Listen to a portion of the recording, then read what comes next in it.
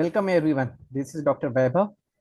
We are on the series of Pediatric Lines and Tubes. So we have finished session 1. Today we'll go on and finish the last session, that is session 2.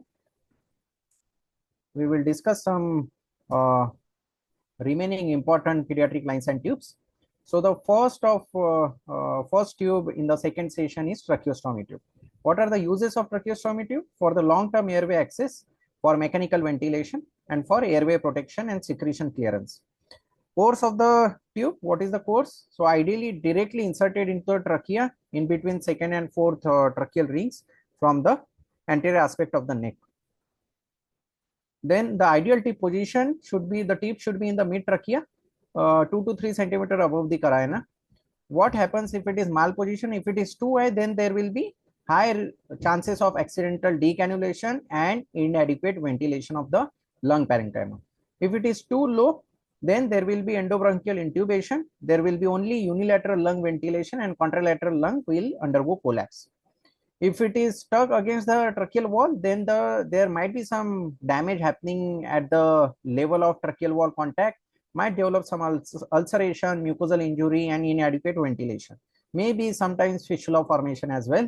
If there is false passage, that means outside the trachea or within the tracheal wall itself, then that will cause subcutaneous emphysema, trauma to the trachea, and ineffective ventilation. And this is how the schematic representation of the tracheostomy tube is. And on chest radiograph, the tracheostomy tube will appear like this in pediatric patients. Coming to the next thing, intra-aortic balloon pump. We have discussed this in adult lines and tubes as well. What are the uses of IABP? For the mechanical circulatory support in cardiogenic shock. Second is to improve coronary perfusion and decrease afterload. Third is used in acute MI, heart failure, and perioperative support. The course of the catheter is ideally inserted via femoral route. Then it goes into the iliac artery, descending thoracic aorta. The tip of the IABP should lie just distal to the left subclavian artery. So this is the left subclavian artery. The tip should lie distal to the subclavian artery.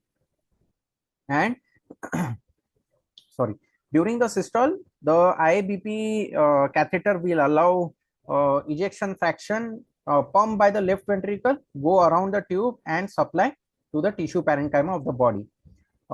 Because there is some cardiac related issues, decreased ejection fraction, or some ventricular failure, so because of that, the left ventricle will not be able to pump blood outside of the ventricular system into the aorta. That will cause reduced tissue perfusion. So in those cases, in diastole, this IABP, the pump will get inflated automatically, and that will cause positive pressure effect and leading to distal displacement of the aortic blood, leading to good tissue perfusion. What happens if it is malposition too high? Like we discussed, if it is too high, then there will be occlusion of the major arch vessels. There will be reduction in the cerebral perfusion as well as upper limb perfusion. If it is too low, that can occlude mesenteric vessels, can develop renal failure or renal infarcts along with mesenteric ischemia. If it is kink or malaligned, then there will be reduced effectiveness and vascular injury might happen. This is how IABP will look like on chest radiograph.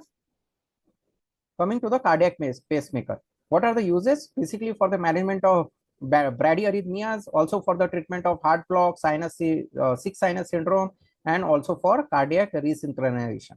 Course of the catheter is ideally placed via subclavian or cephalic vein. Then it goes into SVC. From SVC, one of the lead might enter into the atria, and another lead will go into the ventricular system. Okay, that is the two lead pacemaker.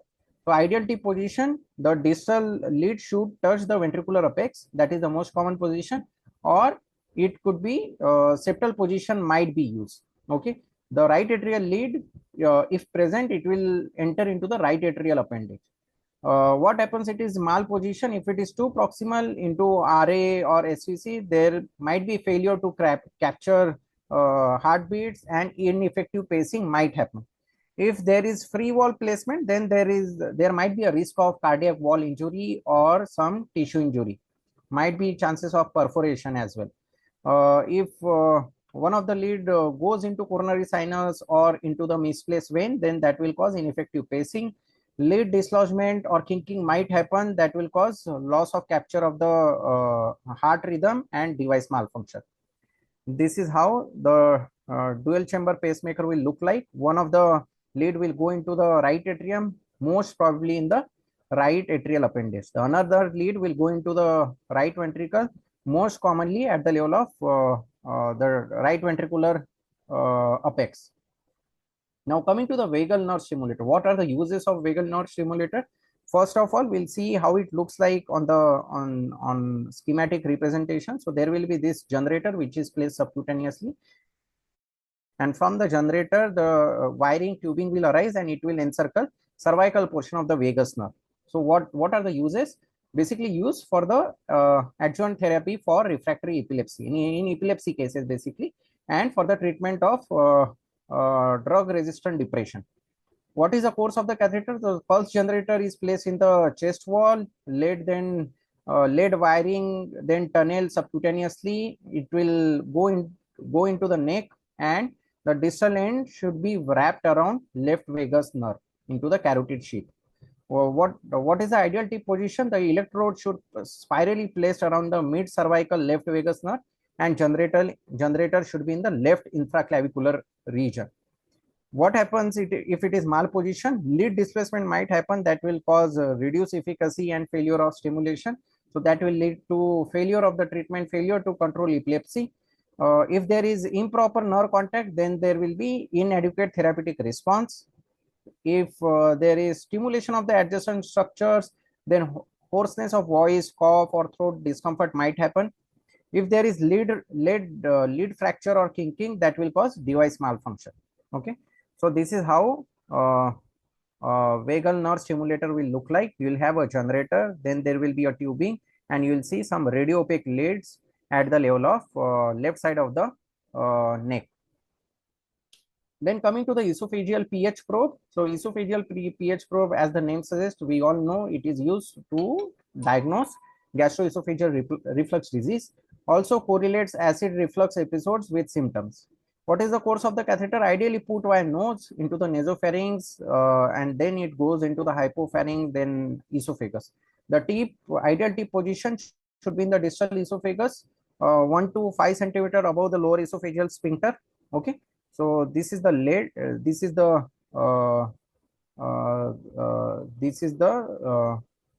tip of the esophageal pH probe. Okay, the bluish thing, can you see over here? So it should be ideally 2 to 5 centimeter above the lower esophageal sphincter. If it is malposition, if it is too high into the mid or upper esophagus, then that will cause underestimation of the reflux episodes. If it is too low, if it goes into the gastric lumen, then obviously it will give false high readings. If it goes into the trachea, then that will cause serious complication. Lung injury might happen. The patient might develop cough or respiratory distress. If it is coiled or misplaced, that will give you inadequate readings. Okay, and this is how esophageal pH probe will look like on chest radiograph. Coming to the pediatric esophageal temperature probe, so this is how the temperature probe will look like. It should be placed in the esophagus, intrathoracic portion of the esophagus, basically used for continuous core body temperature monitoring. Course of the catheter ideally placed via nose or oral cavity, then it goes into the pharynx and then into the esophagus. Ideal tip position should be in the distal esophagus, okay, or mid or lower esophageal junction just behind the left atrium.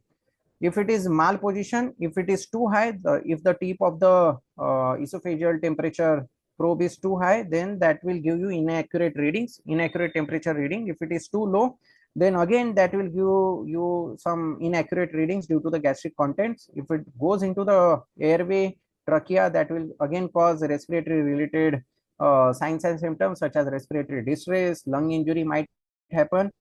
If it is coiled or misplaced, that again will give you inaccurate readings. This is how temperature probe will look like on the chest radiograph. Coming to the gastrostomy tube, we have discussed this in adult lines and tubes as well. What are the uses? For long-term enteral feeding, for medication administration, for gastric decompression. Course of the catheter directly punctured. The catheter is inserted via anterior abdominal wall percutaneously after direct puncturing, and the bulb should be inflated within the gastric lumen, and then the catheter is retracted till the bulb is opposed to the posterior aspect of the abdominal wall with gastric wall in between, predominantly along the greater curvature of the stomach. Okay. What is the ideal tip position? Should be within the gastric lumen, balloon or retention device well opposed to the anterior gastric wall. What happens if it is malposition? If it is extraperitoneal or intraperitoneal, misplacement might happen that will cause feed leak, and subsequently patient will develop peritonitis. If it is too shallow or dislodged, leak might happen surrounding the stoma. That will have inaccurate feeding of the patient. If it is too deep, if it goes beyond the pylorus into the duodenum, then there will be dumping diarrhea syndrome. Okay, like we discussed in adults lines and tubes. Okay, this is how it will appear on the abdominal radiograph. Now coming to pediatric nose bar. Okay, so what are the uses of pediatric nose bar? Basically, it is used for correction of the pectus excavatum. Okay, and it restores normal anterior chest wall contour. Ideally, the anterior chest wall contour should be convex outside, convex anteriorly. You know, what happens in pectus excavatum? The anterior portion of the chest wall at the level of sternum, it is depressed. So that is the reason why pediatric nose bar is used. Force of the bar is inserted via lateral chest wall. Okay, it is inserted via lateral chest wall, then it goes beyond the sternum, and then it comes out through the contralateral chest wall. Okay, so bar lies horizontally behind the sternum, convexity facing anteriorly to elevate sternum. That will cause symmetrical placement across the midline. There should be symmetrical placement. Okay. What happens if it is malposition? If it is too posterior, then there might be risk of cardiac injury or great vessel injury. If there is rotation or displacement, then there will be loss of correction. Okay, chest wall deformity might happen. Asymmetrical placement will give you uneven chest contour, and migration will cause pain and risk of the organ injury. This is how pediatric nose bar will look like on the chest radiograph. Okay. Then coming to the ventriculoperitoneal shunt. So ventriculoperitoneal shunt is put for the treatment of hydrocephalus. Course of the catheter, course of the shunt is the ventricular catheter the tip should lie within the lateral ventricle. Then it comes out, and then it is attached to valve or reservoir over here. And from the scalp area, then another tube tunnel, which is tunnel subcutaneously, which will go down via head, neck, anterior to the chest, and then the tip will enter into the peritoneal cavity. Okay, that is the course of the ventriculoperitoneal shunt. What is the ideal tip position? The proximal tip should lie within the frontal horns of bilateral, or one of the lateral ventricle near the foramen of Monro, and the distal tip should lie freely within the intraperitoneal cavity. What happens if it is malposition? If there is displacement of the proximal tube outside the ventricle, then there will be shunt failure. Patient will go on developing increasing hydrocephalus. If the tube is placed into the brain parenchyma, then brain parenchymal injury might happen. There might be malfunctioning of the VP shunt. If the distal tip of the VP shunt comes out of the peritoneal cavity, then there will be CSF pocket formation, CSF collection formation that will lead to pseudocyst formation. If there is kinking or disconnection, shunt failure might happen, obstruction might happen. Patient will keep on developing progressive hydrocephalus. With migration, there will be ineffective drainage. And this is the VP shunt survey. So for VP shunt survey, you will have to get frontal as well as lateral radiograph of the head and neck region. And for chest and abdomen, you just need one frontal radiograph. So basically, we have to see whether there is any kinking, any break, or any discontinuity of the ventriculoperitoneal shunt. Okay, I think we have finished pediatric related lines and tubes. So I'll be uploading this session on FRCR Shorts YouTube channel. Next, maybe we'll start with some bony fractures, how to describe bony fractures. I'll upload that session also on FRCR Shorts YouTube channel. So see you guys. Bye. Hope you liked the session. Thank you.